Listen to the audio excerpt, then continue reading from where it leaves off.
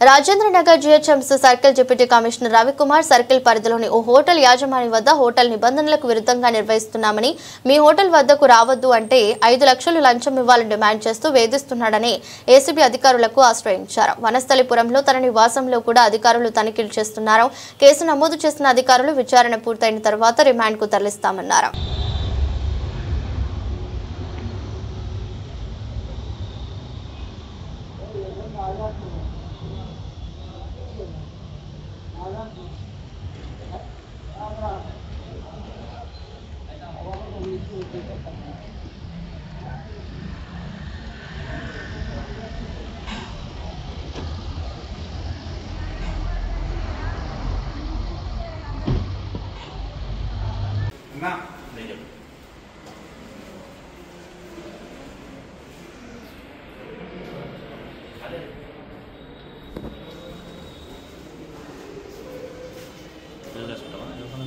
అన్నా ఒక్క తీసుకొని మళ్ళీ వెక్కి పెడతానే ఇదే బాధ మనోళ్ళు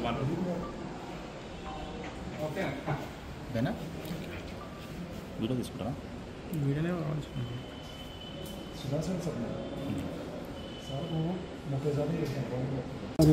సరే చెప్పండి.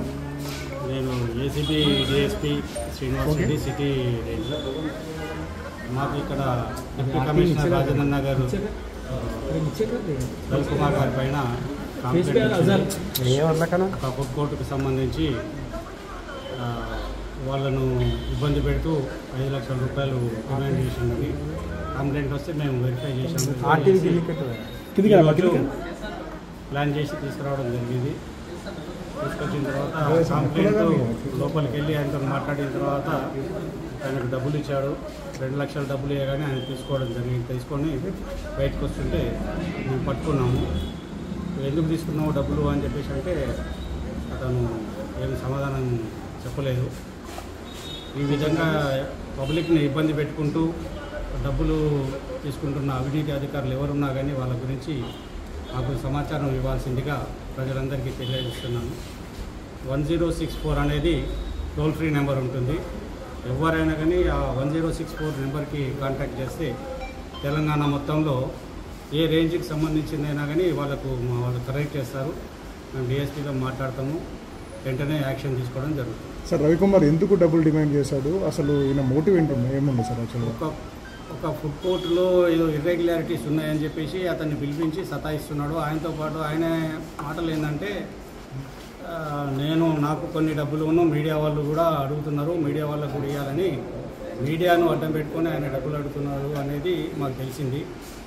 అది దాని గురించి వెరిఫై చేస్తున్నాం. ఇంకా ఈ క్రమంలోనే ఏంటంటే ఇవాళ తీసుకురాగానే ఆయన డబ్బులు తీసుకోవడం. అంటే నిజంగా మనం మీడియా వాళ్ళు ఏమైనా డిమాండ్ చేశారా సార్?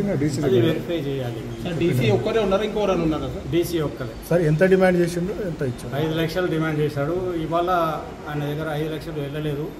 2 లక్షలు వస్తే తీసుకొచ్చి ఇవ్వడం.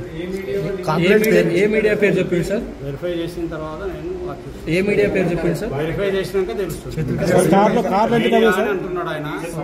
అలాన్న పేరు ఫుడ్ కోర్ట్ పేరు ఆఫీస్లోనే ఆయన ఛాంబర్లో తీసుకున్నాను. అవినీతి ఆరోపణలు ఇంతకుముందు ఏమైనా వచ్చాయి సార్ మీకు ఇతని మీద ఏమన్నా? అంటే చాలా మటుకు వేగ్ కంప్లైంట్స్ ఉన్నాయి కానీ స్పెసిఫిక్ కంప్లైంట్స్ లేకుండే. అప్పటి నుండి కూడా చాలా కాలం నుండి కూడా మేము ఎంక్వైరీలో పెట్టాం.